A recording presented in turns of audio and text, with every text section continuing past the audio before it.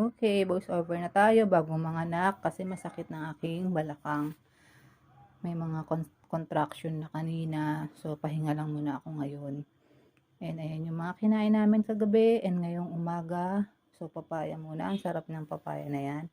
Then, dalandan and naglakad kami ni Dad papunta sa Letre. Punta kami Fisher Mall kasi may kukunin din siyang something, no?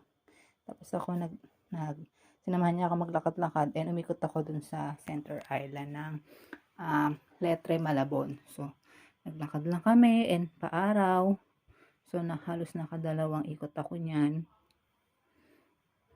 And enjoy ko lang din yung mga halaman dyan sa paligid. No?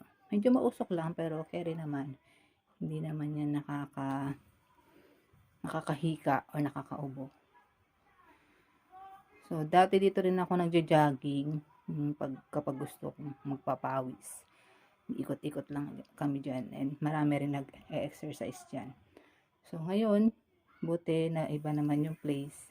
And dito ako naglakad at nag-ikot-ikot. So, after niya medyo may naramdaman akong sakit sa may bandang puson. And sabi ko kay Dad, parang humihilab na yung tiyan ko, pati yung sa may bandang balakang. So, nag-aasaran kami niyan kasi pinipicturean niya rin ako.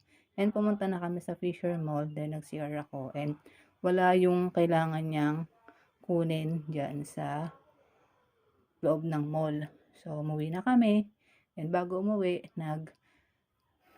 pabili rin ako ng tokneneng. So, kumain muna kami dyan saglit.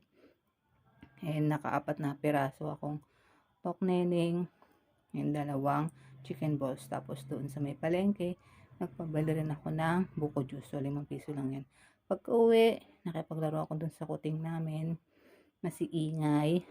Maingay kasi siya. And bumili rin si Dad sa palengke ng atay balon-balunan kasi nagka-crave kami sa adobo. So, yan, nilagyan niya ng dalandan, ng kalamansi. Minarinate niya sa toyo, sa asukal. Ayan. So, nag-video muna kami o sila ni Mamang para maaliw, malibang habang ako ay sinasakit-sakitan na ng balakang. Medyo tumitigas-tigas na si baby yan. So, habang nagluluto, nagmabidyo siya. And dumalaw si Jam, yung pamangkin namin. Then, luto na, nag-lunch na kami. Tapos, nagabot pa si Mamang ng mga pakwan. So, ang sarap niyan. Medyo maanghang din yung pagkaluto ni Dad kasi nagpalagay ako ng sili.